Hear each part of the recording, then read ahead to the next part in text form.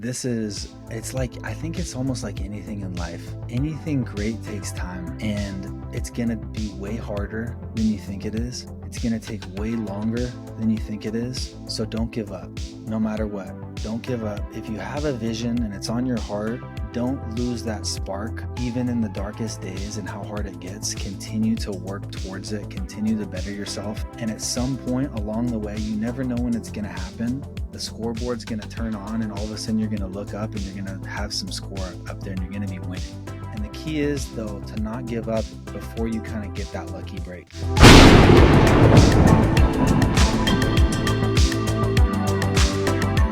Hey there, Will Rush here. I'm the host of the Dorm Room Disruptors podcast. At DRD, we bring you the untold stories of humble beginnings that became outlier results. On today's episode, we host Kevin Jurovich. Kevin was a professional football player in the NFL turned finance professional. Then Kevin co-founded a VC-backed mobile app called Circles, which has 4.8 stars in the Apple App Store. You may have seen Kevin's authentic personal content on LinkedIn, where he builds in public and shares resources for early-stage founders. Kevin might not consider himself a content creator, but he has garnered a following of over 60,000 people on LinkedIn. He's frequently been mentioned by top startup leaders as one of the best LinkedIn accounts to follow for founders. In this episode, Kevin shares his humble beginnings, tactical details about his founder journey, and advice for getting your business off the ground. Enjoy.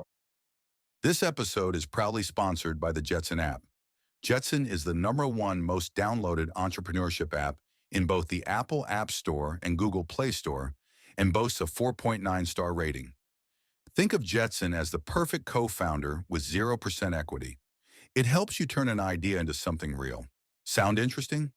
Search JETSON on the App Store and check it out. Kevin, what's going on, man? Super excited to have you on and can't wait to hear your story. Thanks for being here. Thanks for having me. This is the first time I've ever gotten called a content creator, but yeah, I would also like to say I'm a huge fan of your buddy Chad, who was just on this. So once I saw that he was on, I'm like, okay, I got to be on too. Tom is the man. Kevin, I'd love to start by just talking about the earliest part of your story. You growing up, were there any threads to what you would be doing now? And did you have any idea one day you would found a startup? You know, it's a good question. So I grew up in Silicon Valley, and Apple headquarters was not too far from my backyard. And it was just this big open field of just trees, which is ironic though, because I never ever in 1,000 years thought I would get into tech. I was always in sports. I was playing baseball, football, like whatever the sport was of that season. I was sleeping with my mitt or my football or my cleat, whatever it was. So yeah, that was my dream always. My dream was, hey, just like most little kids, hey, I want to play professional basketball, football, baseball. As you get a little bit older, my dad, freshman or sophomore year, he sat me down and was like, hey, if you want to like take this sports thing to the next level, which he knew I could, probably college, not even pros, you're probably best off kicking basketball to the curb, because I wasn't very good. So at that point, I kind of just focused more on football. And yeah, I was super fortunate, man. I ended up getting a scholarship to San Jose State, which is a Division I school. That was a crazy story in and of itself. I ended up leaving the all-time leading receiver in the history of the school. But just 2 years before that, I'd actually quit the team.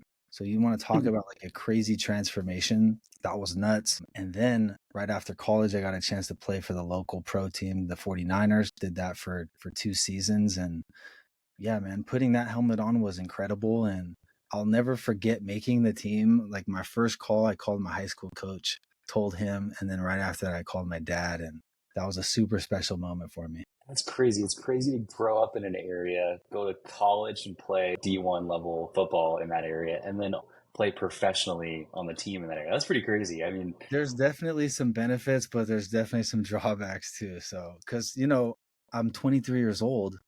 I'm making like 10K a week as a pro athlete. None of my friends are like making any money. So we're going out, and of course I'm picking up the tab more than not. So, but yeah, man, playing in the hometown crowd, all my like teachers in high school getting to go to games. My parents never missed the game. Like, can't beat that. That's amazing. So talk to me about the transition from being a professional athlete to actually going and saying, okay, I'm going to go, do a career. I know you did a few years in finance. Talk about like what that was like, just going back into the working world. They call it It's getting fired, but it's called getting released. So you get released by a pro team, but it's basically the same thing as getting fired. So once you get fired a couple times, you're kind of like, dude, I lived in Philly. I played for the Eagles. I lived in San Francisco, played for the 49ers, lived in Chicago, played for the Bears. It's hard to kind of uproot your life and then every day never know. Cause I was on the low man on the totem pole. Every day could be my last because guys are coming and going to the team all the time. Once you've experienced that for a while, you kind of know when your time is to move on, even though you don't really want to. Once I kind of came to that like realization, I think like the thing for me that I realized is, man, it didn't come from money. I loved making a little bit of money. My teammates were making way more money than I was making money, but they were spending as much as I was times 10, and people were just going crazy. Like there was financial literacy. People didn't know what stocks were, bonds were. They knew how to save, but they spent way more than they saved. And so I almost felt like, and this was before the show Ballers came out with The Rock, I was like, man, there needs to be a financial advisor to NFL players, right? And I'm like, I'm the perfect guy to do this. In my mind, the problem was I didn't take any business classes. I was a sociology major, which basically means I majored in sports and football, which is the truth. So I kind of had this idea of, okay, I'm going to be the biggest and the best financial advisor to NFL players, but I got to get my Series 7. And in order to do that, I got to get a job at like Morgan Stanley or Merrill Lynch or one of these wirehouses. And my naivety allowed me to say, you know what, I can do this. But I remember showing up at that interview and I'm like sitting next to this dude who graduated Stanford with an MBA in finance. This dude's like sharp as a tack. This gal went to Boston College, same thing. And I'm like, there was the final three people and it's like me. And I'm just thinking, dude, I'm way over my head on this one. Like this is, and I'll never forget though, she asked me when it came time for like my in-person interview, we went around the whole floor. I met some other financial advisors. She goes, you know, her name was Millie. I still remember. She goes, why do you want to work here at Morgan Stanley? And I'm like, Millie? And this was just like a truthful response. I'm like, Millie, I actually didn't even know I wanted to work here until like 5 minutes ago. I'm like, well, you know, like when we just walked around and I met everyone, I'm like, this feels like a team. Like this feels like what I just left. And I can see like the hunger in people's eyes. People are hustling. They're helping clients, but they're also making a good living for themselves. And like, this is the environment that I'm used to. And she ended up hiring me, which is crazy. So shout out to Millie because I don't know. Shout out to Millie. I love it. So I joined them. I ended up getting my Series 7. So I studied like crazy. It was a hard test for me to pass. My Series 7, my 66, my insurance licenses. I had to pass all these. And they basically just give you this stack of books, fat stack. And like, okay, go do your thing, test in 3 months. So I ended up passing. Then I learned along my journey of finance, I'm like, okay, I actually shouldn't be in this wirehouse, which essentially is just in a tall building with a phone book calling people. I got to go work at a bank branch where I have access to everybody who comes into the branch. But not only that, I should go do that in an area that's very affluent. So I ended up joining Wells Fargo Advisors. That was like in Palo Alto, Mountain View, like right in the tech hub capital of the world, like right next to Google, Apple, everything. And so over time, this is a long-winded response, but getting back to the question about how I even got into tech was like my book of business after 2 years was like 200 clients, all in tech. The top 2% were tech founders that had an exit and their savings account went from like 10K to 25 million.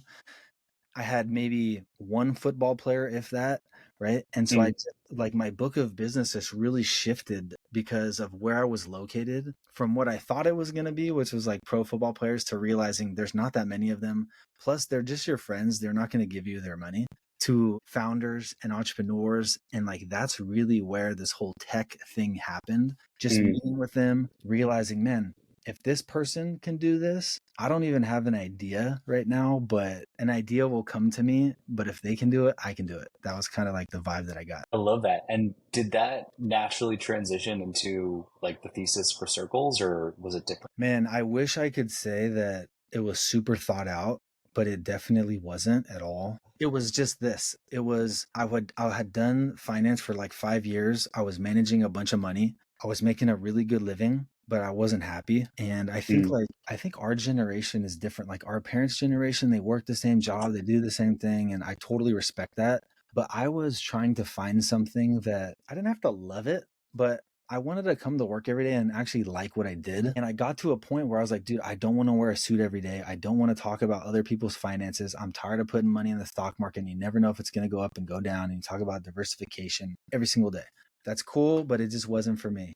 And so my book of business went to my other two people on the team, and I ended up leaving with the idea of starting a tech company, but I had no idea what it was going to be, where it was going to be, how I was going to start. I didn't even know really how to start a tech company back then. I just kind of bet on myself and just kind of knew this isn't what I want to keep doing. And there's something else out there that's kind of pulling me, and I'm just going to take a leap and go for it. Well, I love that. That is, I mean, that's some real founder stuff that you just said. I think there's probably, I think a little bit of like sanctimonious founder stuff that people think like, oh, there's always this grand idea. But the truth is so much of it is just like wanting to change your life and actually care about what you're doing, which I love.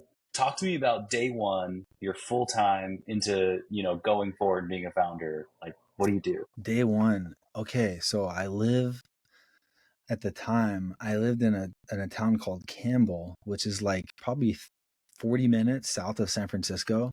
So what does every founder do? They move to San Francisco, baby. Like this is the first thing we got to do, right? So I team up with a co-founder. That's like a long story I'm not going to get into, but we got to get an office. Like this is right before COVID kind of happened. Let's get an office. Let's get a cool spot where it's right in the epicenter, right in the heart of San Francisco, right next to all these other tech companies. So we got this really cool loft, like right next to Twitter's first office, Instagram's office. We had Andreessen Horowitz across the street. We had South Park. All the VC firms are right there. And rent at that time was ridiculous. So I actually remember I cashed in because we had to pay I want to say it was first and last and one more month. So it was basically like 3 months. So we paid like $30K just to move in. It was nuts. But yeah, That's ballsy. that was step one, dude. It was literally that. And then from there, it was basically, I would call it 2 years of making mistakes and learning. And also though, while I was doing it, while I was living and like walking the walk, I was basically putting my blinders on life. And I think one of the things that I wanted to do to move to San Francisco, and you actually talked about this at the beginning, I've always been here. I've always been in this little bubble. Anybody who's trying to do something great, I really think a life hack is to move away from your hometown and just go all in on whatever that thing is that you're doing, because you're not going to get calls from your buddies on Thursday and Friday night and say, hey, meet me here, because you're 45 minutes away. You can still do it. It's just a lot harder. And so it really actually forces even another level of discipline to be all in on that venture. Right. So yeah, like that was it. Like I made a ton of mistakes. I was all in. I was literally going for 3 walks a day, listening to podcasts, books on tape about how to be a CEO, how to learn venture capital, all the different terms, how to raise money, how to recruit a team, like all this stuff. Plus doing a bunch of pitches, them saying no, never raising a dime for a long time. And I think like the combination though of those 3 things, like moving away from my home, being all in, and just making a ton of mistakes allowed me to 10x my learning curve. So now I'm basically 5 years in, and I know I have a ton to learn, but we'll get into this later. I share a ton of stuff on LinkedIn just from the things that I've learned, because I feel like there's a ton for other people out there to benefit from other people's mistakes. Talk to me about, are there any specific mistakes that you made super early on that you think other founders would be likely to make that you actually learned a lot from? Man, that's like, I don't even know how to There's an answer that ocean, question, but because I could just close my eyes and throw a dart at the board and come up with something. But I'll say one that's kind of common is everybody thinks they need to raise money to start. Like this is very common. Like every founder's like, oh, I have this idea. Now I'm going to go raise money. That's really not the way to go about it. There's so many more steps, and there's so many more tactical pieces of advice that you can take as a non-technical founder like me. I don't write code. Get your vision and your product way further baked, so it's not just a half-baked idea, because the truth is all of these ideas that people come up with in the very beginning, they suck. Doesn't matter who it is. Like if you go back and listen to Joe Rogan's first podcast versus where it is today, it's night and day. And this runs the gamut. It's not just with tech companies, but go back and look at any old first website or first product. It's only through tons of iterations that the thing gets better. And so to kind of answer your question, what I would say is like, instead of just going out and saying, hey, I want to raise money for this idea, one of the first pieces of tactical advice that you can put together is, let's say I have this idea. Doesn't matter what the idea is, put together a small survey and really force yourself to think deeper about the problem. And you can send these surveys out to 10 potential customers or users that you think may align with this issue, right? And I think one of the first things you'll find is, wait, I thought the problem was X, but there's actually even a deeper problem that people keep repeating. And that's a signal to go after that before you even started building. Did you do that in the beginning? Definitely not, right? Like I definitely didn't do that. We've had to pivot. So pivot is a term in startups all the time. It's basically, it means you try something, it doesn't work, let's try something else, right? That's what it is. The dirty word in startups. Yeah, the truth is almost every single successful startup, it pivoted, right? Yep. So if we think about like Instagram, one of the most famous apps of all time, it was a check-in app called Bourbon. And people used it. They had 100 users, but like that was it. The thing though about it that everyone liked was the ability to take photos. And so actually the founder's wife was like, hey, if everyone likes photos, why don't you guys just like put filters to photos? And Kevin Systrom was like, damn, that's a great idea. And they scrapped everything else. They pivoted and they packaged it together as Instagram, and it was just a photo sharing app, right? And those stories are all over the place within tech. But yeah, so no, I definitely did not follow that advice. Okay, so talk to me a little bit about Circles now, the vision for it. Like, what do you want Circles to be in your biggest vision that goes all to Yeah. So like, let's just take a step back and think about discovery, or think about the way that people consume content these days. It's short form video. Short form video is the way that people are used to and prefer engaging in content. It doesn't just have to be in discovery. Circles is basically TikTok meets Yelp. So that's our app. I love All the that. information that you would get on Yelp, let's try to fit that in a 15-second vibe. We call it. It's a vibe. So that Will can swipe through this feed and he can know right away if this is a place that he wants to go to based on his current vibe and how he's feeling, versus like listening to Sally, who left a review 2 years ago that says this place is fun, right? And so that's the vision of Circles, is making discovery visual and making it real time, so that when you hop in an Uber and you show up somewhere, you already know what you're getting into. Where would you say you as a founder, your strengths lie in building a startup? So I think my team maybe could answer this better than me, but I'll take a stab at it. I think for any people out there that want to start a company, you either need to be the person writing the code like Mark Zuckerberg, right? That person actually creating it, or you need to find a CTO that can do that. And then the strengths that you need to have is, you need to be able to set a vision for the company. You need to be able to set a vision for the product. You need to be able to talk to users and iterate on that feedback and be able to come up with something magical and delightful based on that feedback. You need to be able to motivate your team, because most days suck. People always want to start a company, man, until they're 3 or 4 months in and they're like, dude, this is hard. This is way harder than I thought. So you need to be able to show up every day.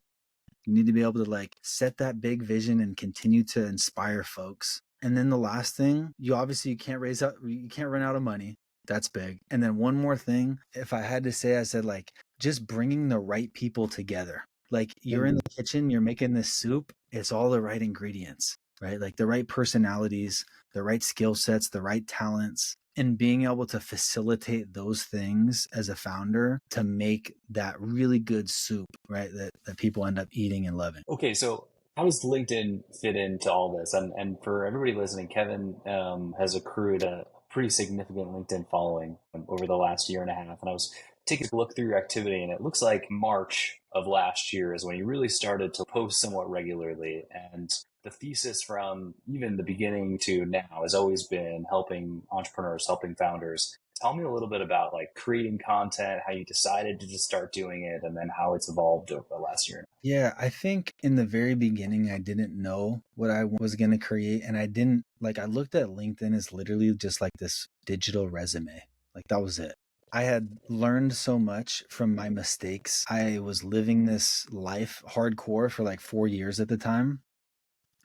And I'm like, man, I feel like just in my conversations I was having with others, I'm like, man, I have a lot of wisdom to give back to other founders that are just starting their journey. So that's initially like how it started.